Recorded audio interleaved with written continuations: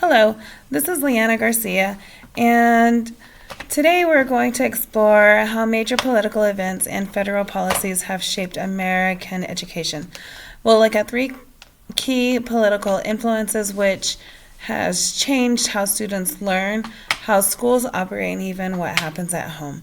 These influences span from the Cold War era through the late 20th century and continue to affect education today. I'm sorry, there is a fly that is really bugging me. Political influences, the Sputnik and National Defense Education Act. On October 4th, 1957, the Soviet Union launched its first artificial satellite out into outer space. And when this happened, it started the space race, essentially. It really got our nation on edge, and in response, Congress passed the National Defense Education Act of 1958, or the NDEA of 1958, the public law of 85-864, signed into law on September 2nd, 1958, which declared a national education emergency. The outcome of that, the NDEA provided federal funding for science, mathematics, and foreign language education in elementary, secondary, and higher education. I found it interesting that it was the science, mathematics, and foreign language. The foreign language part really threw me. I was really surprised about that one, that they wanted our students to learn a foreign language, which it makes sense in a war era to learn a foreign language, but specifically to go to that and not to a reading program or something like that was really interesting to me about that. It created low-cost, federally funded student loans. So this is where our student loans started coming in, making college more accessible and boosting enrollments. The college attendance grew from 3.6 million students in 1960 to 7.5 million by 1970. It also funded college libraries, fellowships, and equipment, strengthening the U.S. competitiveness in STEM fields. The impact of the Sputnik on homework expectations in 1957. After 1957, schools across the country focused curricula on emphasized science and math to compete with Soviet achievements. The outcome was the homework loads increased, particularly in STEM subjects, as educators pushed for students to build stronger academic skills. The idea that academic rigor was tied to national security shaped classroom expectations and parental attitudes toward study habits. That was really interesting to me, how reading through these articles, how homework had changed, how before this had happened,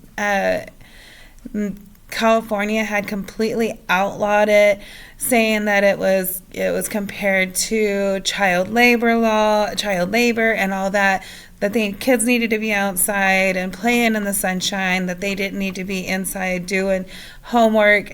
That was like super interesting to me. How it fluctuated throughout the years, how it was like 8% I think was doing homework, and then it was like 23% like staying and doing like an hour to 2 hours of homework. How Sputnik launched the education tech movement, the NDA also spurred innovations in educational technology. Oh, this fly is going to drive me nuts. The federal funds supported new instructional technologies, including early computers in classrooms and educational television. This laid the groundwork for what we now call EdTech, influencing how teachers use technology to enhancing learning. The next one we're going to talk about is the presidential fitness test, which I remember doing in the 80s when I was in grade school. When I was reading about this, it was bringing back memories.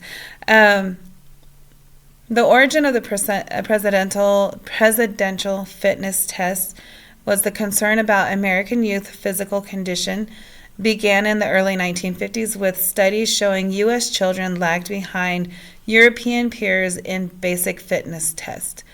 In July of 1956, President Dwight D. Eisenhower issued an executive order creating the President's Council on Youth Fitness to improve physical training in schools.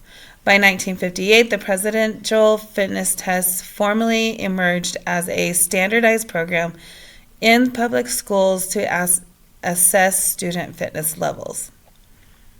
And it was interesting to me how the different, like throwing a ball, that was supposed to go towards learning how to throw a grenade, and how all of this was kind of tied to war tactics. And so, I mean, it kind of made sense, but it was really interesting to read about that, how the different, like the sit-ups and the pull-ups and the throwing of the ball, and what the war movements, what these movements meant in war, was really interesting to me. I'd never read that before. So the outcome by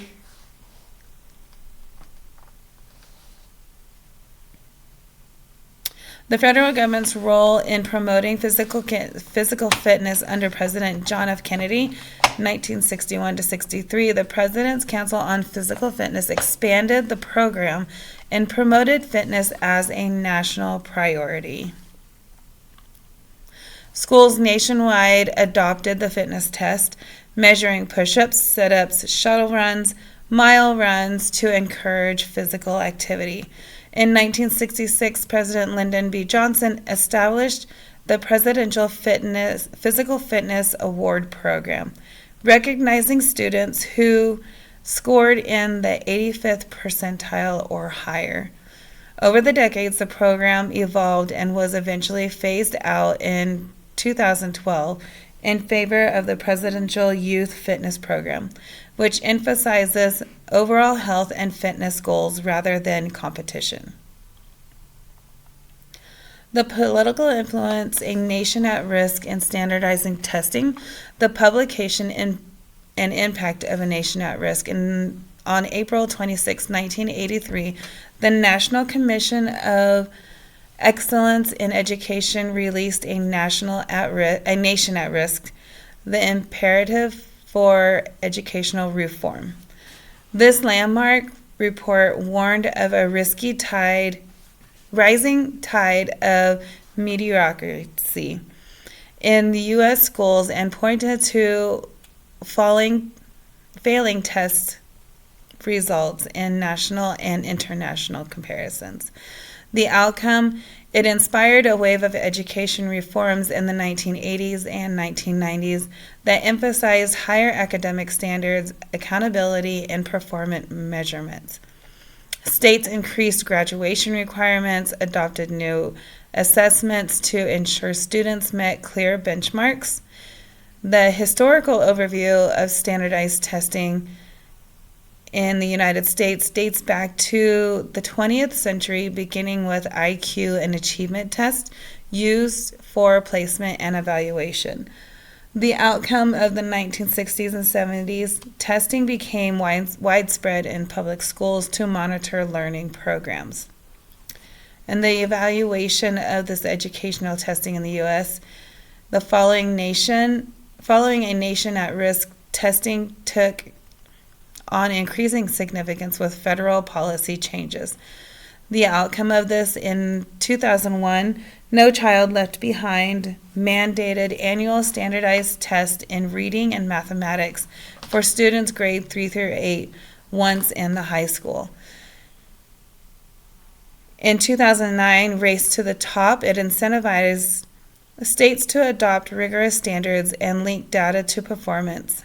In 2015, the Every Student Succeeds Act, ESSA, replaced NCLB, maintaining annual testing but giving states more flexibility on how results are used. Today, standardized testing shapes curriculum decisions, school evaluations, and funding allocations across the country. I know working in a school district, we do look at the data.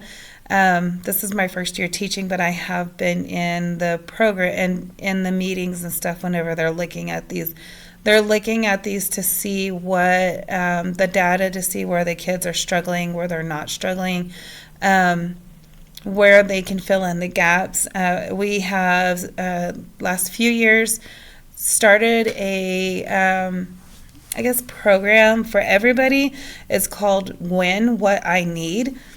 And in this program, we do the Fast Bridge testing, and that'll show it's reading and math.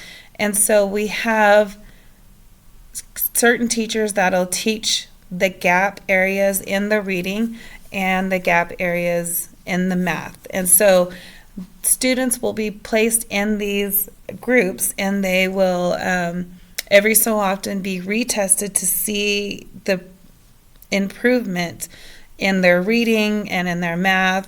And once they see that there is improvement, and if they feel like it's enough improvement that they can move on to the next gap area, then that's what we continue doing. So I do see the need for the state assessments. I would change some stuff on the state assessments, as in language, if they really want to know. We have a high migrant student ELL population, and to really gauge what those students know, I feel like it would be great. It would be better if they put it in Spanish for the kids that do speak Spanish, so they can,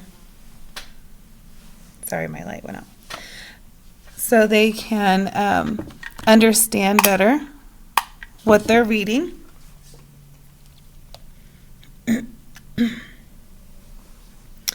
And I feel like they would, if they can understand better what they're reading, the kids would take it more serious. Our migrant kids would take it more serious. So this was very interesting to read and to learn about. In conclusion, the American education has been shaped in powerful ways by political forces, from the Cold War fears to national health concerns to reports of educational decline.